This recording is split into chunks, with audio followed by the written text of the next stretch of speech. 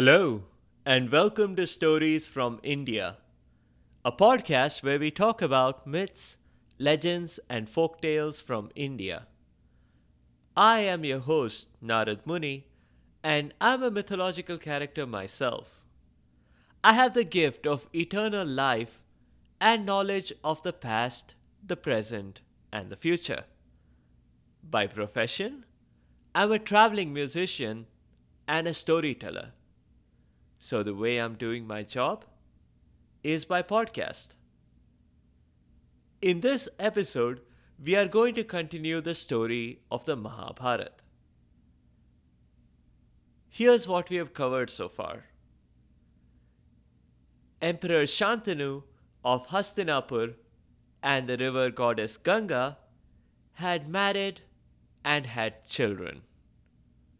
Shantanu was not very happy though, because after drowning his first seven children, Ganga had taken the eighth one away from him. She had promised to return, but neglected to say when, and that left Shantanu waiting for years. While Shantanu was waiting for a child to be returned, he adopted twin babies, Kripa and Kripi, who were found abandoned in the forest. Finally, after years of waiting and staring at the river, Shantanu spotted something unusual happening with the Ganga. The Ganga's flow had been walled off with a dam of arrows. He saw a young boy who appeared to be responsible for this. If so, this boy needed to be in the Guinness Book of World Records for the fastest construction of a dam. We'll continue the story right at this point. Shantanu approached the youth standing by the bank of the mighty river Ganga. Well, right at that moment, it certainly wasn't mighty, and technically, it wasn't even a river anymore. Because the river was dammed off by a wall of arrows. Shantanu stared at the oddly familiar face of the youth. "Did you do this?" he asked. "Yes, sir," said the boy, without even an attempt to hide his pride. "Single handedly?" asked Shantanu, surprised that a boy that young could achieve something like this by himself. "Well, technically not," said the boy. I had to use both my hands. Have you ever tried using a bow with just one hand?" "I suppose I could try with my mouth." He swiftly pulled an arrow out of his quiver with just his mouth and positioned it quickly on his bow. Wait, said Shantanu. But the boy had already shot his arrow. The arrow hit the dam of arrows, which collapsed immediately, releasing the river. "Now that I did single-handedly," said the boy. "Who are you anyway? I'm not supposed to talk to strangers." "I should ask you that question," said Shantanu. "I am the emperor of this land. And do you have a permit to build a dam here?" "Of course I do," replied the boy. "May I see the paperwork?" asked Shantanu, surprised, because any paperwork for dam building should have gone through his office first. "I don't have any paperwork," said the boy, "but I have permission from the river itself. Here she is. You can ask her yourself." Shantanu whirled around and saw that Ganga was walking towards them. She had on the same smile when she first accepted his proposal. But It was also the same smile she had on when she drowned their first 7 children. Shantanu was surprised. Ganga hadn't aged a day, which in retrospect he should have expected from a goddess. On the other hand, Shantanu had aged incredibly. This was going to be a very brief meeting. No pleasantries, no hugs, no, you look just like I remember you comments. Ganga simply said,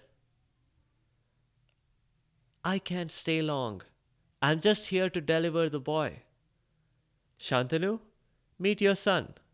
His name is Devrat. And Devrat, meet your father, Shantanu. Not quite as dramatic as the Darth Vader and Luke Skywalker introduction in Star Wars. Shantanu had stewed in resentment over not being able to do typical father son stuff, like teaching his boy the rules of cricket, or riding a bike, or taking him hunting.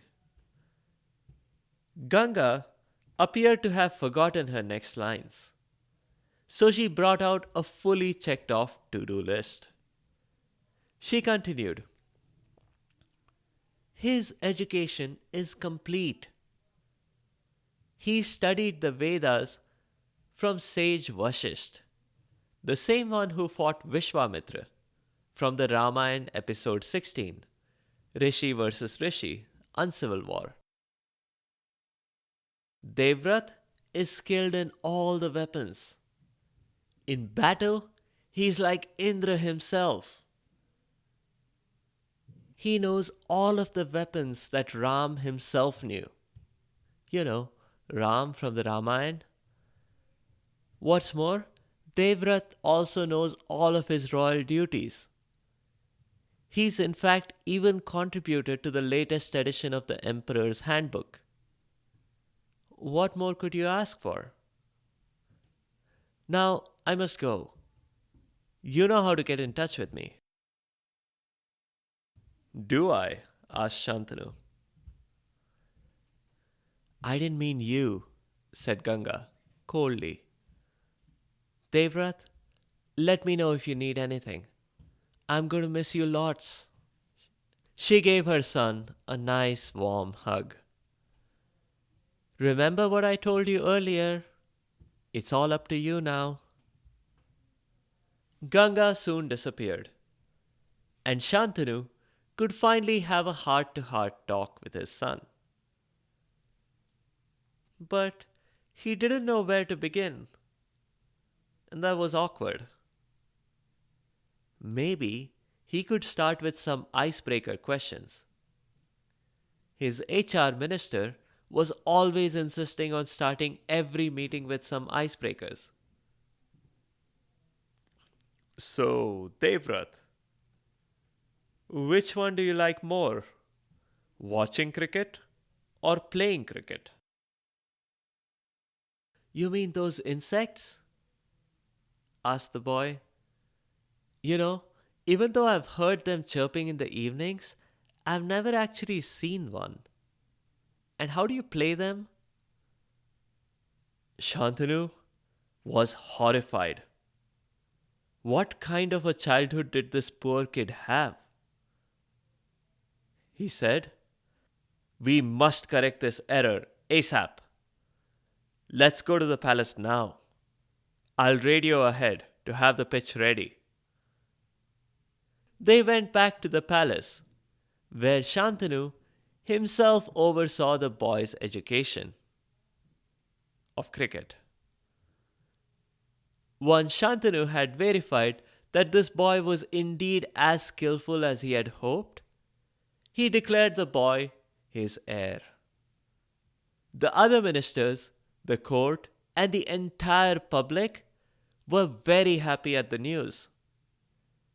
Despite Devrat being a complete stranger, public opinion was almost a conviction that any functioning adult would be qualified to rule this empire better than the incumbent who had spent years staring at a river. Over time, Devrat justified their trust. During court proceedings, during minor skirmishes at the border, and in the sports arena. Cricket aside, people realized that they had never seen as skillful a marksman. He also seemed to have an incredibly diverse array of weapons. Shantanu was certainly happier than ever before. He no longer spent all his time staring at the river. He could finally return to doing what he thought he was born to do: hunting. If you thought administrative duties, he had simply delegated a lot of those to Devrat now. On one particular hunting trip, Shantanu was by the banks of the Yamuna, the other great river in India. While chasing a deer, he stopped suddenly. He had smelled something, a fragrance. His first instinct was, when did deer start wearing perfume? He had never smelled anything like it before. It may be a new line of designer perfume. He decided to investigate. After playing a bit of warm and cold, he finally found the source. It was not a deer. It was a woman who was sitting by the river bank, next to a boat. She was beautiful, there was no doubt about it. As soon as he saw her, he was reminded of his father's dying words. His father had told him of a beautiful girl by the river bank whom he should accept as his partner, without asking any questions. To be sure, he thought his father had said the river was the Ganga, and this lady here was sitting by the Yamuna. But maybe he was misremembering. Besides, when he thought his father had meant the Ganga, look at the tragedy it had led to.